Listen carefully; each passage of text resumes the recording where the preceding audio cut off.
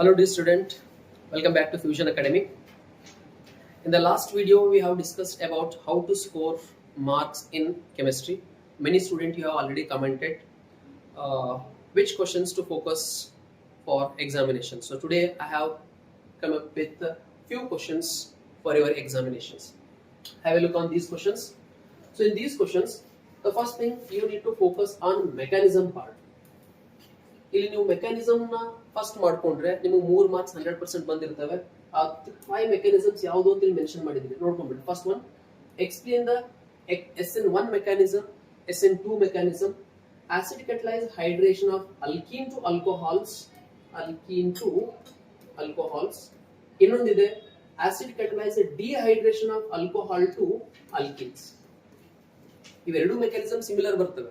ಒಂದು ಸ್ಟಾರ್ಟಿಂಗ್ ಇಂದ ಎಂಡ್ ವರೆಗೂ ಬರಬೇಕು, ಇನ್ನೊಂದರಲ್ಲಿ ರಿವರ್ಸ್ ಮೆಥಡ್ ಹೋದರೆ ನಿಮಗೆ ಡೈರೆಕ್ಟ್ ಆಗಿ same methods ಬಂದ್ಬಿಡ್ತವೆ.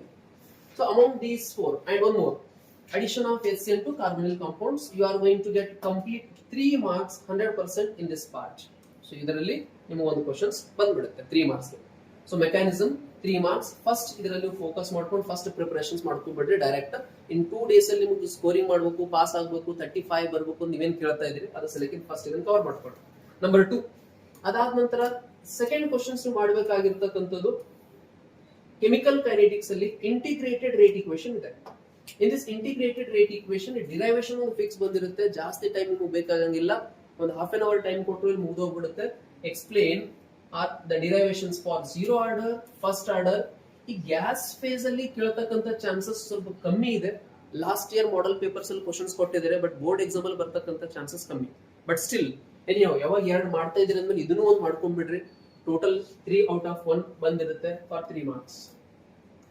Second questions including half life period expression for 0 and first order reactions. ಇದು ಎರಡನೇ ಕ್ವಶನ್ಸ್. ನೆಕ್ಸ್ಟ್ ಅದಾದ ನಂತರ ನೀವು ಕ್ವಶನ್ಸ್ ಮಾಡಬೇಕಾಗಿರತಕ್ಕಂಥದ್ದು D and F block elements ಅಲ್ಲಿ 2 ಪ್ರಿಪರೇಷನ್ಸ್ ಕಂಪ್ಲೀಟ್ ಆಗಿ ಮಾಡ್ಕೊಂಡ್ಬಿಡ್ರಿ. Potassium permanganate and potassium dichromate. Last year ಎಲ್ಲ ಡೈರೆಕ್ಟ್ ಕ್ವಶನ್ಸ್ ಕೇಳಿದ್ದಾರೆ, ಬಟ್ ಈ ವರ್ಷ ಸ್ವಲ್ಪ ಟ್ವಿಸ್ಟ್ ಮಾಡಿ ಕ್ವಶನ್ಸ್ ಕೇಳಬಹುದು. ಈ K2Cr2O7 ಮಾಡೆಲ್ ಪೇಪರ್ ಅಲ್ಲಿ ನೀವು ಅನಾಲಿಸಿಸ್ ಮಾಡ್ಕೊಂಡ್ರೆ ಪ್ಯಾಸೇಜ್ ಬೇಸ್ಡ್ ಅಲ್ಲಿ ಕ್ವಶನ್ ಕೊಟ್ಟಿದ್ದಾರೆ. A compound having so and so formula which gives rise to ಆ 3 ಸ್ಟೆಪ್ಸ್ ಇನ್ ದ ಒಂದು ಪ್ಯಾಸೇಜ್ ಬೇಸ್ ಫಾರ್ಮೆಟ್ ಅಲ್ಲಿ ಈ ಕ್ವಶನ್ಸ್ ನ ಕೇಳಿರ್ತಕ್ಕಂಥದ್ದು. ಸೊ ಹಂಗಾಗಿ ಅದಿಷ್ಟು ಕ್ವಶನ್ಸ್ ಚೆಕ್ ಮಾಡ್ಕೋಬೇಕು. 3 ಕ್ವಶನ್ಸ್ ಇನ್ ದಿಸ್. 9 ಕ್ವಶನ್ಸ್ ಆಯ್ತು, maximum half an hour time. ಅದಾದ ನೆಕ್ಸ್ಟ್ ಟಾಪಿಕ್ ಕೋಆರ್ಡಿನೇಷನ್ ಕಾಂಪೌಂಡ್. ಈ ಕೋಆರ್ಡಿನೇಷನ್ ಕಾಂಪೌಂಡ್ ಅಲ್ಲಿ ಪಾರ್ಟ್ ಸಿ ಅಲ್ಲಿ 3 ಕ್ವಶನ್ಸ್ ಬಂದಿರ್ತವೆ. ಇಲ್ಲಿ ಚಾಪ್ಟರ್ ನೀವು ಮಿಸ್ ಮಾಡಲೇಬಾರದು. Compulsory you need to first practise using VBT ನ ಯೂಸ್ ಮಾಡಿಕೊಂಡು explain the magnetic nature, magnetic property, hybridisations and geometry of the complex. 4 complexes ಇದಾವೆ. Out of these 4 complex you need to write any one. So if you prepared for these 4 complex, ಒಂದು questions ನಿಮಗೆ ಬಂದಿರುತ್ತೆ. Nickel tetra ಕಾರ್ಬೊನಿಲ್ ಕೇಳಬಹುದು, ಇಲ್ಲ ಅಂತಂದ್ರೆ nickel tetra chloride. ಇವೆರಡು tetra 4 coordination number 4 ಇರತಕ್ಕಂತವು.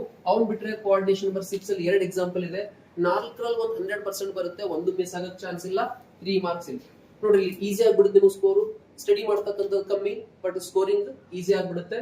6 marks, topic ಕಮ್ಮಿ ಇದೆ. ಅದಾದ ನಂತರ write the postulates of Werner's theory, again coordination compounds ಇರತಕ್ಕಂತ ಕ್ವೆಶ್ಚನ್. ಅದಾದ ನಂತರ ನೆಕ್ಸ್ಟ್ ಮಾಡಬೇಕಾಗಿರೋದು crystal field theory.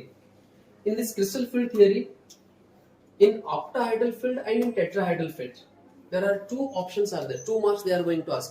NCERT ಕೊಟ್ಟಿರತಕ್ಕಂತ ಒಂದು crystal field splitting diagram ಇದೆ. ಆ ಡಯಾಗ್ರಾಮ್ ಬರೆದು 2 ಲೈನ್ ಎಕ್ಸ್ಪ್ಲನೇಷನ್ಸ್ ಮಾಡಿದ್ರೆ ನಿಮಗೆ ಆಲ್ಮೋಸ್ಟ್ 2 to 3 ಮಾರ್ಕ್ಸ್ ಕ್ವೆಶ್ಚನ್ಸ್ ಯಾವ ತರ ಕೇಳಿದ್ರೆ ಅದರ ಪ್ರಕಾರ ಬರೀಬೇಕು. 2 ಮಾರ್ಕ್ಸ್ ಕ್ವೆಶ್ಚನ್ಸ್. ಇದು CFT. ಇದಾದ್ಮೇಲೆ 2 ಮಾರ್ಕ್ಸ್ ಒಂದು ಕ್ವಶನ್ಸ್ ಈಸಿ ಇದೆ, ಸ್ಕೋರಿಂಗ್ ಆಗುತ್ತೆ ನಿಮಗೆ ಡೈರೆಕ್ಟ್ ಆಗಿ. Define with example. So 4 isomerism, ionisation, linkage, hydrate and coordinate isomerism. 4 definitions plus ಅದಕ್ಕೆ ಸಂಬಂಧಪಟ್ಟಂಗೆ ಒಂದು ಎಕ್ಸಾಂಪಲ್ಸ್ ನ ಕವರ್ ಮಾಡ್ಕೊಂಡ್ಬಿಡ್ರಿ. ಇದು ಕೋಆರ್ಡಿನೇಷನ್ ಕಾಂಪೌಂಡ್ ಅಲ್ಲಿ ಮಿನಿಮಮ್ 2 ಕ್ವಶನ್ಸ್ ಕವರ್ ಆಗುತ್ತೆ, 6 ಮಾರ್ಕ್ಸ್ ಬರುತ್ತೆ. ಪ್ಲಸ್ ಒಂದು ಡಿ ಪಾರ್ಟ್ ಸಿ ಕಂಪ್ಲೀಟ್ ಆಗಿ 3 ಕ್ವಶನ್ಸ್ ಮಾಡಿದ್ರೆ ನಿಮ್ಗೆ 9 ಮಾರ್ಕ್ಸ್ ಅಲ್ಲಿ ಬಂದ್ಬಿಡ್ತಾರೆ. ಅದಾದ ನಂತರ ನೀವು ನೆಕ್ಸ್ಟ್ ಮಾಡಬೇಕಾಗಿರ್ತಕ್ಕಂಥ ನೆಕ್ಸ್ಟ್ ಕ್ವಶನ್ಸ್ ಯಾವ್ದು ಮಾಡ್ತೀರಿ ಇಲ್ಲಿ? ಈಗ Haworth structure for 2 marks. Fix ಆಗ್ಬಿಡುತ್ತೆ ಇಲ್ಲಿ.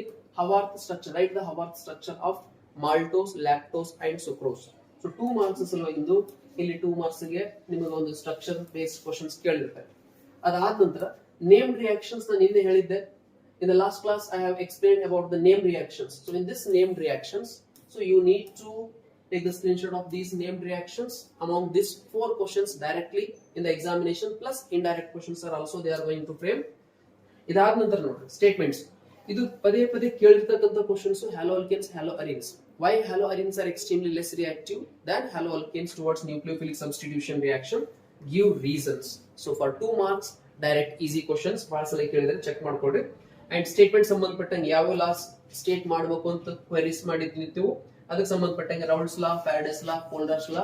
ಈ ಕೋಲ್ರಾಶ್ ಲಾ ಮೇಲೆ ನ್ಯೂಮರಿಕಲ್ಸ್ ಸ್ವಲ್ಪ ಚೆಕ್ ಮಾಡ್ಕೋಬೇಕು. 3 ಮಾರ್ಕ್ಸ್ ಕೇಳತಕ್ಕಂತ ಚಾನ್ಸಸ್ ಇರುತ್ತೆ.